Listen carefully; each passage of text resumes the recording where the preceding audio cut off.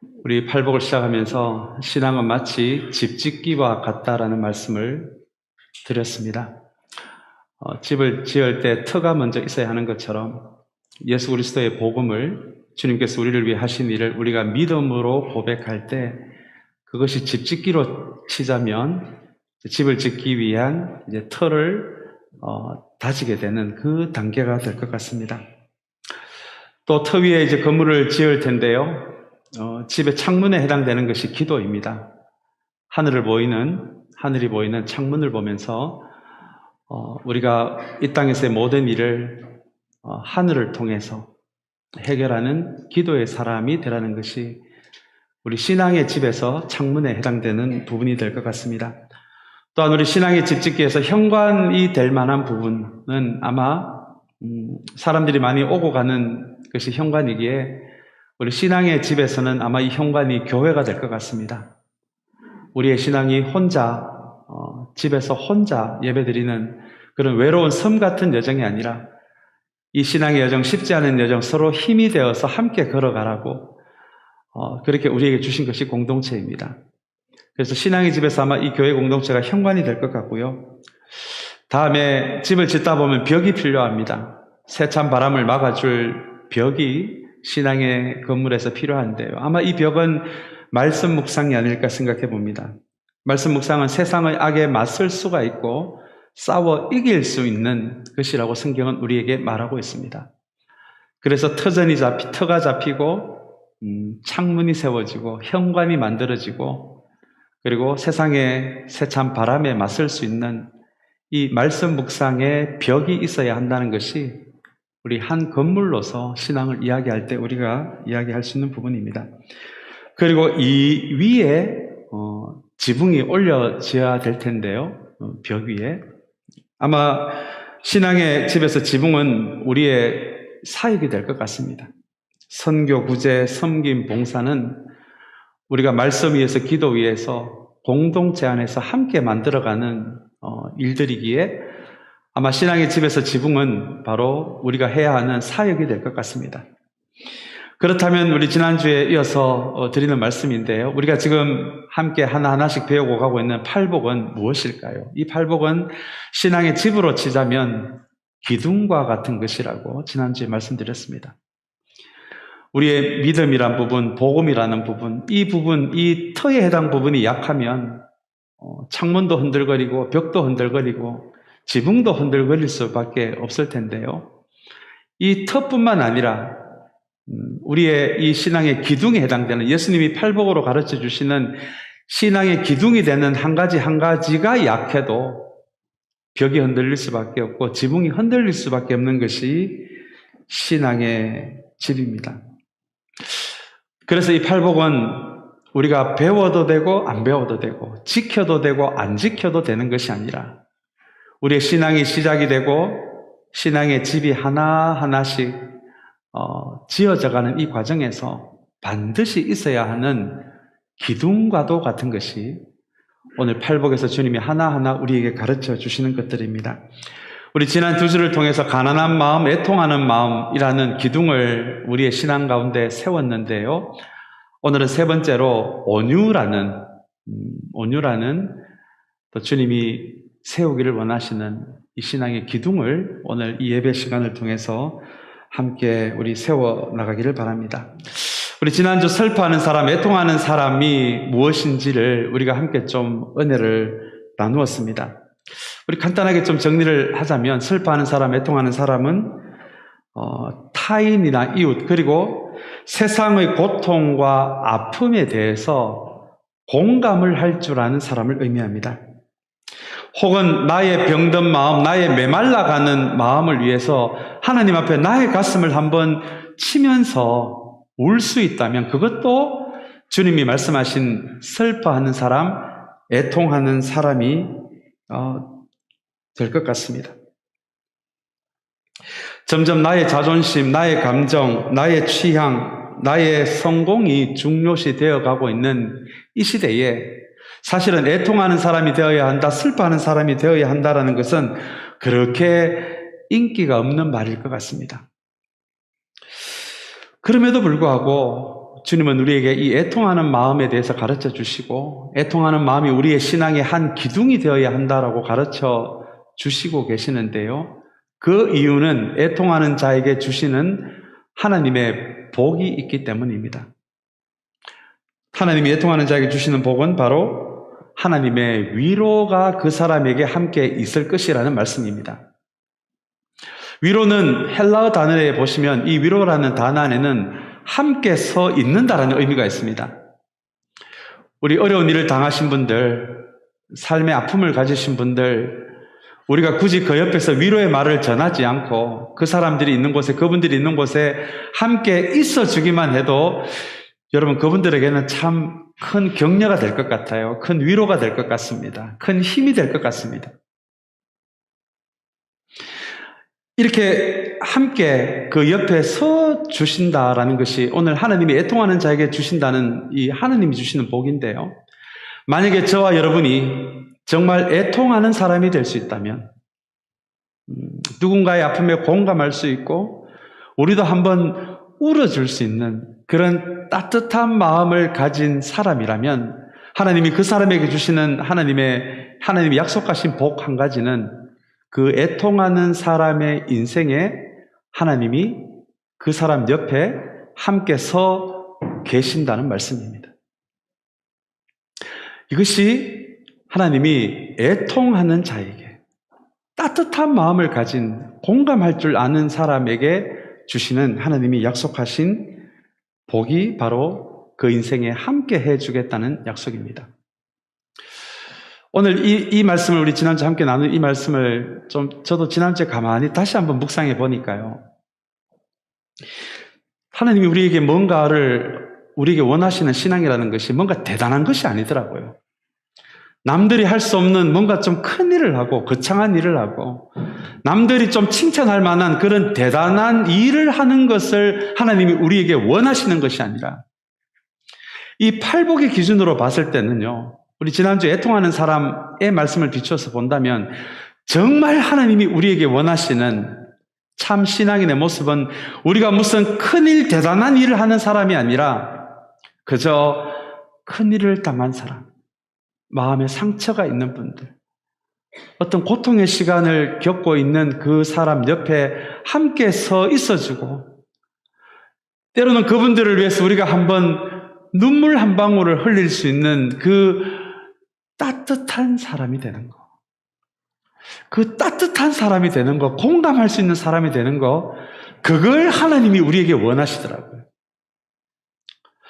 오늘 혹시 저와 여러분들이 신앙의 기둥을 잘못 세워서 우리가 뭔가 좀 거창한 일을 하고 큰 일을 해야 이것이 우리의 신앙의 기둥이 될 수 있고 하나님이 원하신다라는 생각을 가지신 분이 혹시 이 안에 계시다면 오늘 그 기둥을 좀 무너뜨리고 주님이 원하시는 것이 그런 신앙이 아니라 우리가 먼저 다른 사람의 아픔에 공감할 수 있는 따뜻한 사람이 먼저 되기를 바라는 거.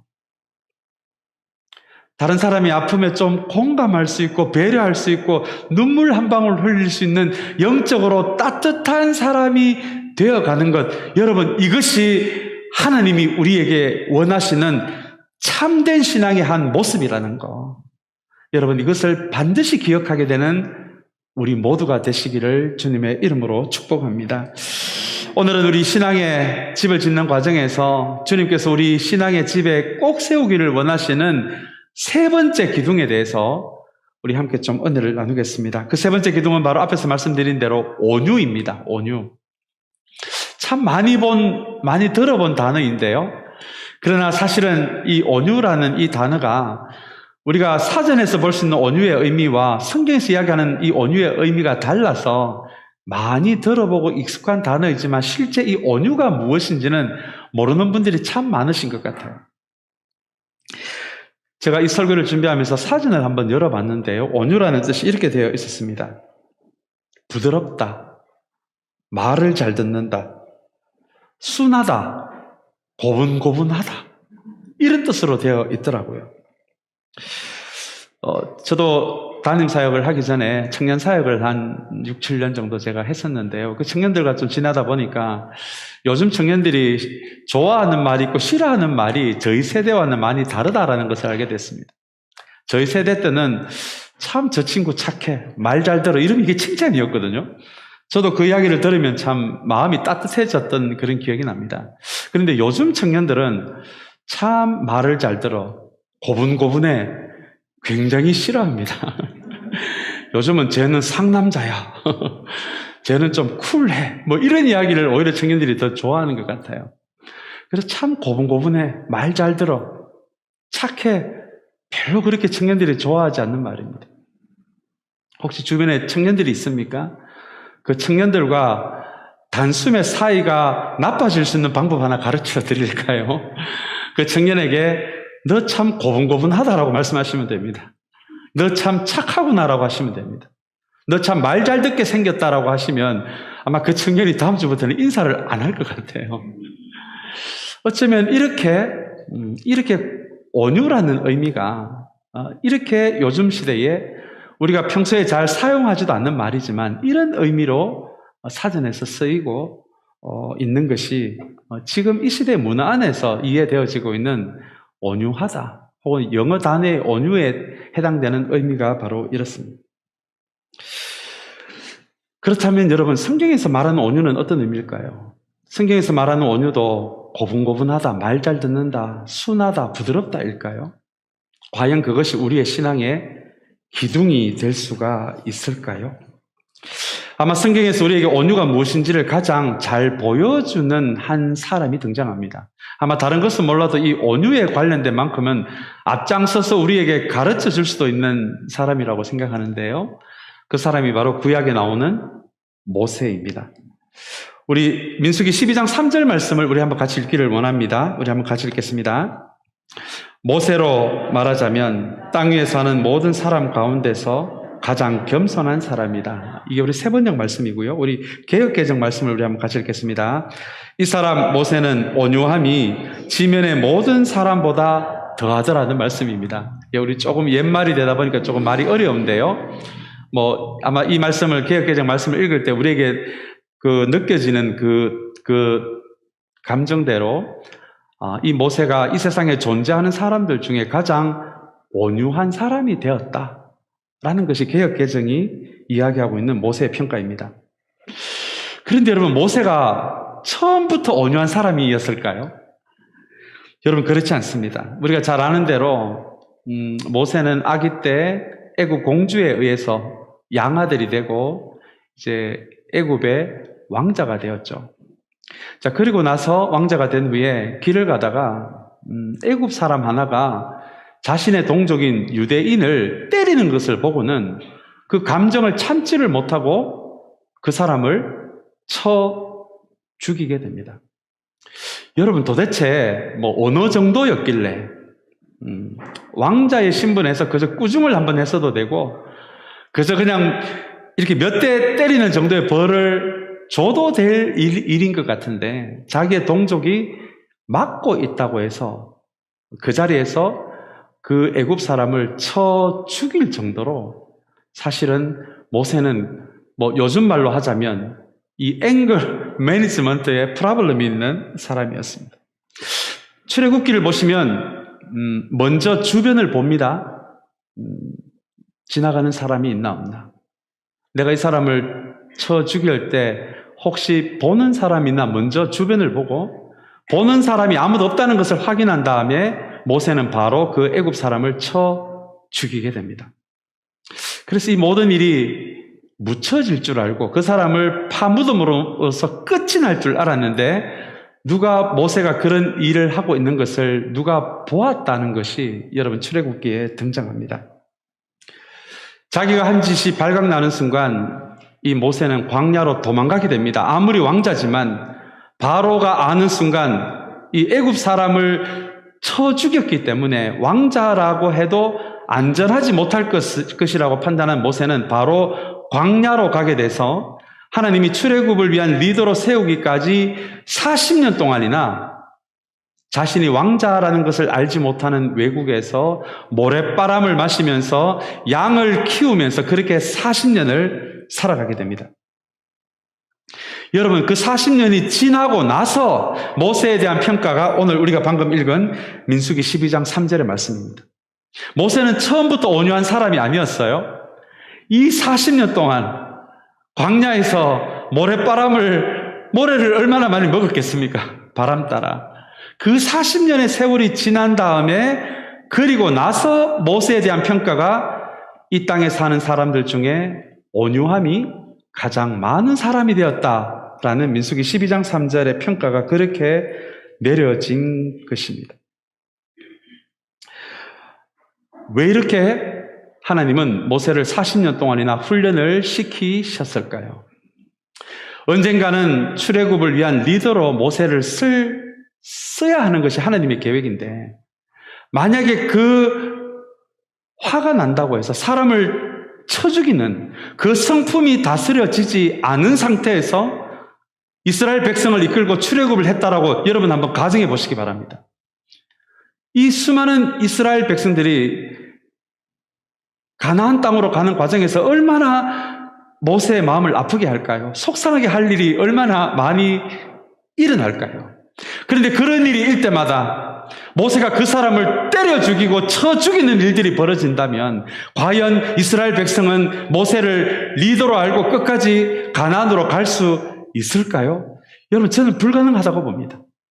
그렇게 몇 명 출애굽하고 나서 속상하다고 해서 이스라엘 백성 때려 죽이는 일이 광야에서 벌어진다면 아마 차라리 애굽왕이 낫다라고 하면서 다시 애굽으로 돌아갈 수도 있는 것이, 여러분, 출애굽 이후에 모세가 어떤 사람이냐가 그렇게 중요했기에 하나님은 모세의 성품을 다스리기 위해, 정말 리더다운 리더로 세우기 위해 40년 동안이나 모래바람을 먹게 하시면서 그 욱하는 그 분노를 다스리고 온유한 사람이 될 수 있도록 그렇게 하나님이 교육시키고 훈련한 것이 바로 이 40년의 과정이고요. 바로 이 온유는 성경이 이야기하는 굉장히 중요한 성품 가운데 하나입니다.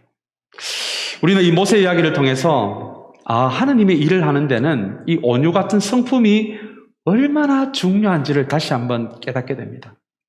저도 옛날에 그런 착각을 좀 하며 살았는데요. 저는 공부 많이 하는 사람을 하나님이 쓰시는 걸로 알았고요. 능력이 많은 사람을 하나님이 쓰시는 줄 그렇게 착각하면서 살았던 때가 있었습니다. 근데 오늘 모세를 가만히 보니까 40년에서 모세의 능력을 키우는 것이 아니라 하나님의 사람이 되게 하기 위해서 하나님의 일이 흘러가는 통로로 모세를 세우기 위해서 하나님이 훈련시키신 것이 능력이 아니고 성품이더라. 여러분, 이것이 우리가 이 교회 안에서 하나님의 일을 하는데도 굉장히 중요합니다. 여러분, 하나님이 능력이 없으셔서 능력 있는 사람을 사용하실까요? 여러분, 절대 그렇지 않습니다. 우리 하나님 가장 능력이 많으신 분이시잖아요. 하나님이 능력이 없어서 능력 많은 사람을 찾으실까요? 여러분, 그렇지 않습니다. 하나님이 정말 하나님의 일에 찾으시는 사람은 하나님의 능력을 이 세상에 흘려보낼 성품의 사람을 하나님은 찾으십니다.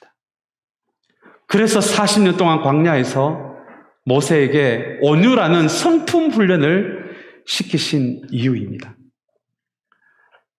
사랑하는 여러분, 먼저 우리는 모세 이야기를 통해서 온유라는 성품에 대해서 우리 함께 좀 살펴보고 있는데요. 먼저 우리 이 모세의 하나님이 광야에서 40년 동안 성품 훈련시킨 이 이야기를 들으면서 여러분, 저와 여러분의 인생, 정말 이 땅에 와서 무엇을 소비만 하고 가는 인생이 아니라 단 한 번이라도 하나님께 쓰임받는 인생이 되고자 하는 마음이 정말 여러분들 안에 있으시다면 사랑하는 여러분, 성품의 사람이 되시기를 주님의 이름으로 축복합니다.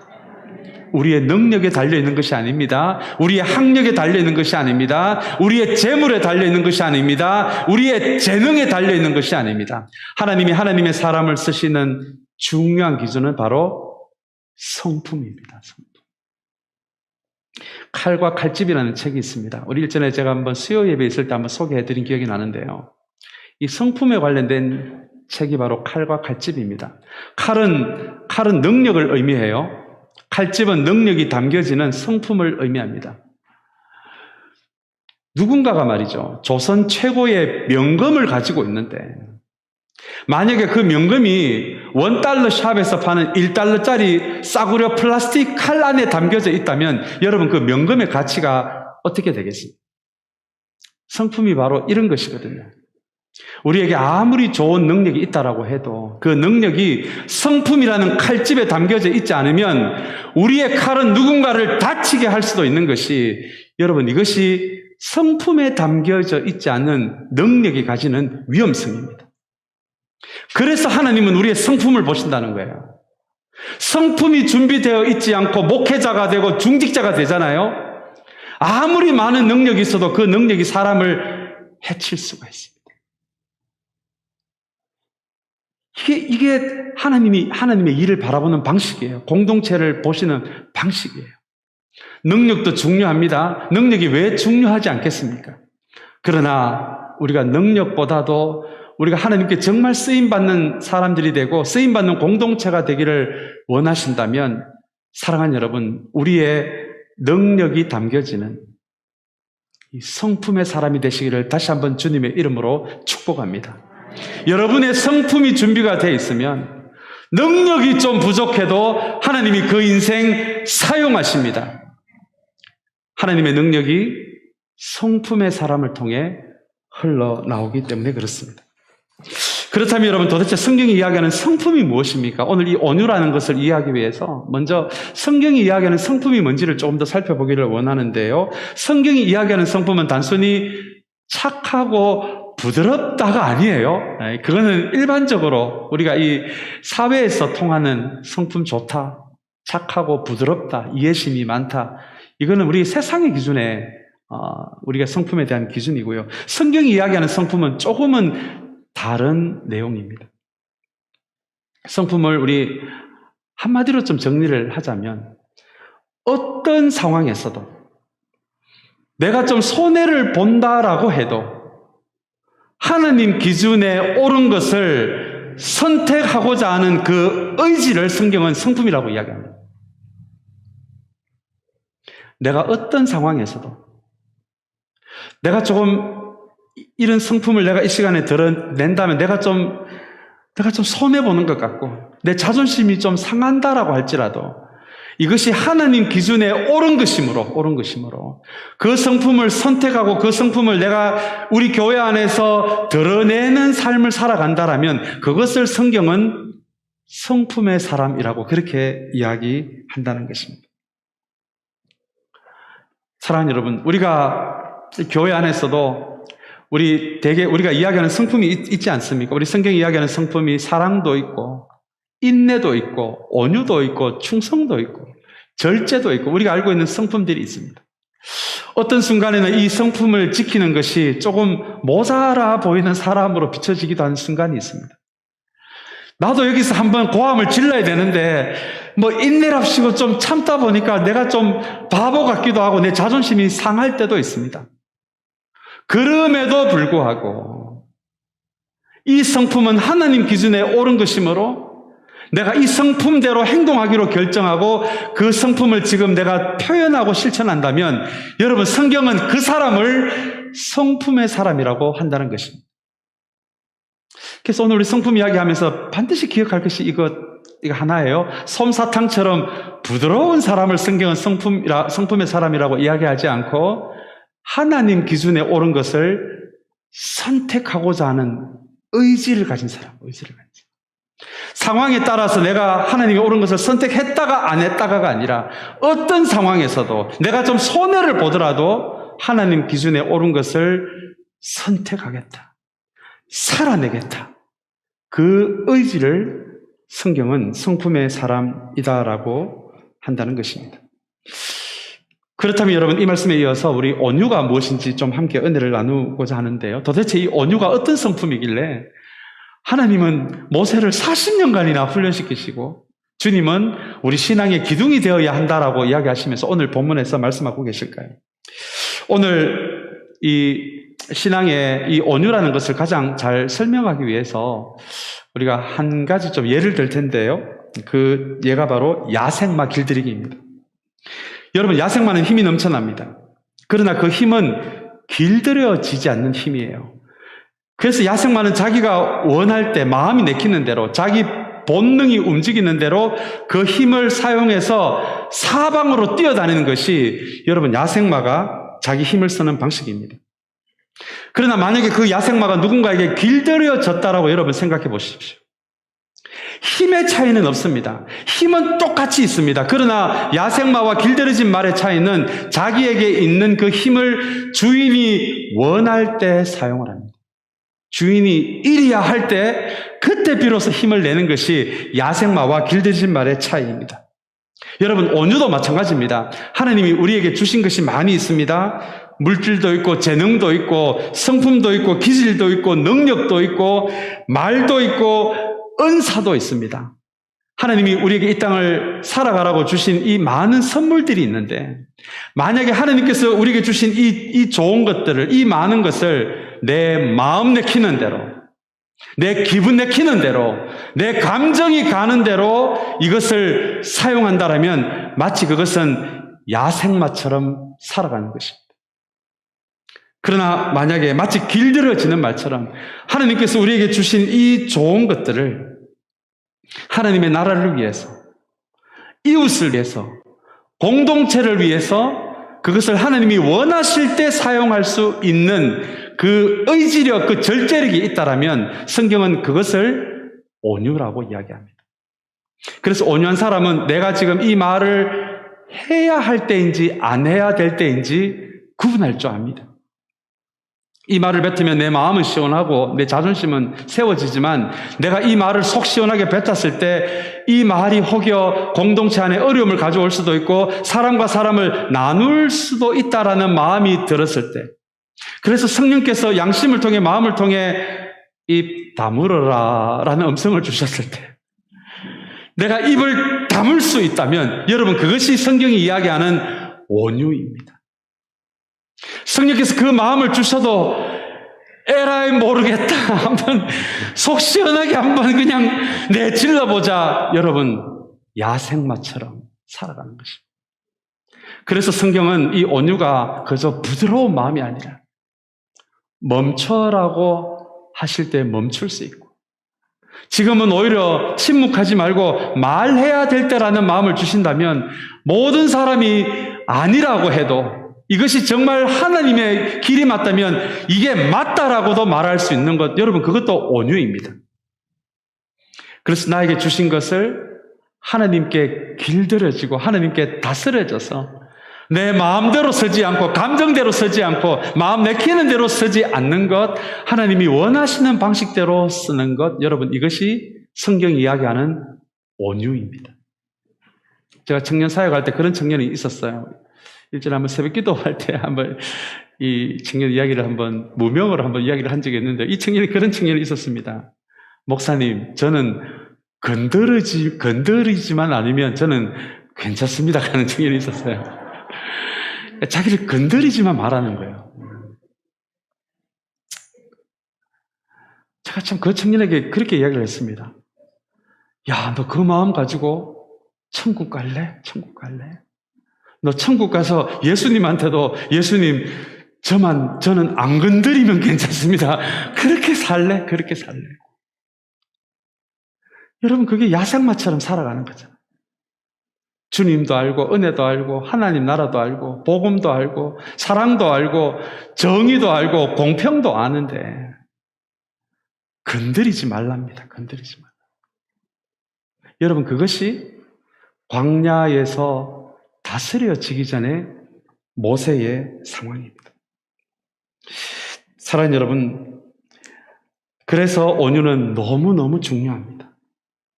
특별히 교회 안에서 사역하는 목회자에게도 너무너무 중요하고 중직자들에게도 중요하고 우리 교회에서 여러 부서에서 팀장으로, 구역장으로, 성가대 대장으로, 위원장으로 그렇게 부서를 맡아서 우리 열심히 섬기시는 교인들이 많으신데요. 우리 그분들에게 한 사람 한 사람에게 필요한 것이 온유입니다. 이 온유가 얼마나 중요한지 우리 성경에서 우리 몇 군데 말씀하는 것을 제가 좀 우리 함께 읽기를 원하는데, 먼저 에베소서 4장 2절의 말씀입니다. 우리 4장 2절 말씀 우리 한번 같이 읽겠습니다. 겸손함과 온유함으로 깍듯이 대하십시오. 오래 참음으로써 사랑으로 서로 용납하십시오. 여러분 아멘입니까? 이게 바울이 에베소 교회에 가르쳐준 공동체 안에서 서로와 관계를 맺어가는 방식이에요. 겸손함과 뭐로요? 온유함으로. 그렇게 공동체 안에서 서로를 온유함으로 대해야 한다라고 이야기해요. 기분 내키는 대로, 내 입에 말이 떠오르는 대로가 아니라, 과연 내가 이 말을 했을 때 이것이 하나됨에 도움이 될까 안 될까? 여러분, 이것이 먼저 여러분들의 머리에 떠오르신다면 그것이 성경이 이야기하는 온유입니다. 우리 디도서 3장 2절 말씀도 우리 한번 같이 읽겠습니다. 우리 같이 읽겠습니다. 또 아무도 비방하지 말고 싸우지 말고 관용하게 하며 언제나 모든 사람에게 온유하게 대하게 하십시오.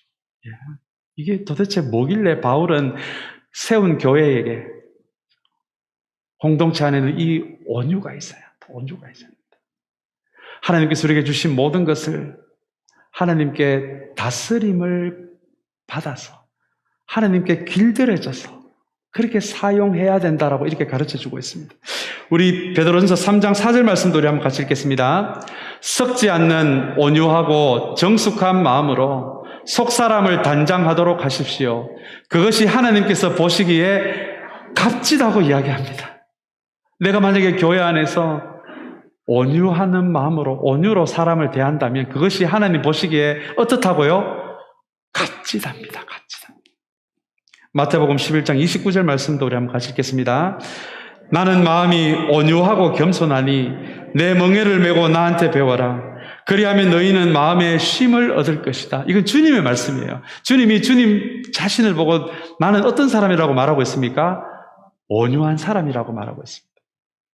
그 시대는 로마 제국 시대였어요. 로마 제국의 가치는 힘과 번영이 인기 있는 가치였습니다. 그 시대 온유하고 겸손은 종들이 가지는 가치였어요. 근데 주님이 그 시대 종들이 가지는 가치를 이야기하면서 나는 온유한 사람이고 겸손한 사람이다라고 이야기합니다.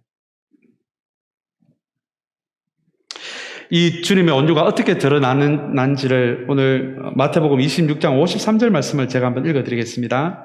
너희는 내가 나의 아버지께 당장에 12군단 이상의 천사들을 내 곁에 세워 주시기를 청할 수 있다고 생각하지 않느냐라는 말씀입니다.